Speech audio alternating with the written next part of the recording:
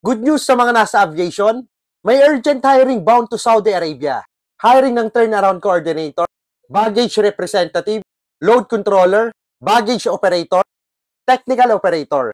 Ito ang mga qualifications para sa turnaround coordinator, baggage representative, and load controller. For male only, 25 years old to 35 years old, must have airport experience, must have supporting documents like seminar, training certificate, must know how to speak in English, with pleasing personality, with related experience in the field.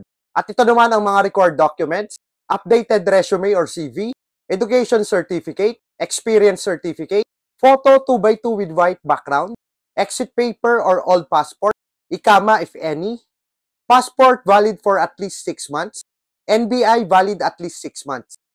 Man sa baggage operator, must have at least 3 mentioned equipment below in their aviation license. So, dapat meron kayong passenger step, conveyor belt loader, high loader, transporter, medical lift.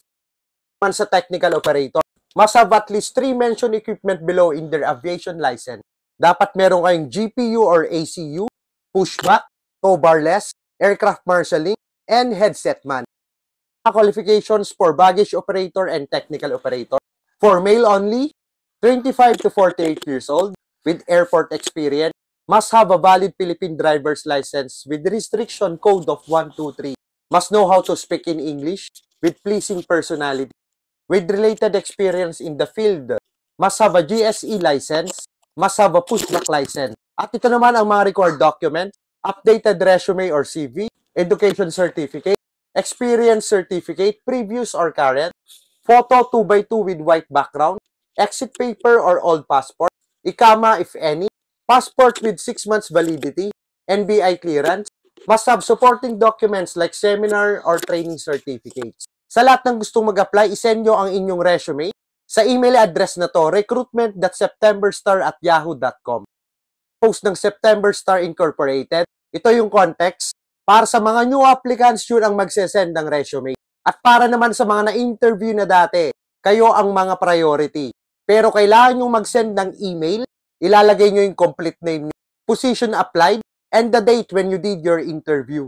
And para naman sa mga new applicant, submit all the necessary requirements as mentioned below. So, kailangan nyo i-click ang link para ma-line up kayo. So, ang gagawin nyo, pumunta kayo sa FB page ni September Star. Ito ang kanilang FB page. Meron tong 20,000 followers. Tandaan nyo, Master, sa September Star Incorporated. Meron tong 20,000 followers.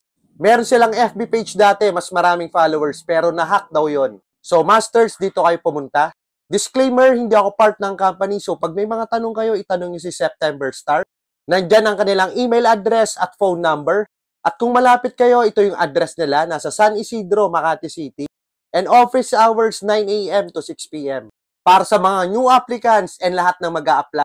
Required documents, updated resume with contact details, diploma, TOR, vocational certificate, experience certificate, training or seminar certificate, vaccine certificate or card, 2 pieces of photo, 2x2 with white background, exit paper if any, ICAMA if any, valid passport copy, Philippine driver's license, PEOS, e-registration, GSE license, expired or not expired, and tentative date of interview, November 2024. Okay, Master, sa lahat ng mag-a-apply, good luck sa inyong lahat. And sabi nga ni Master Bay, dream big, sky is the limit.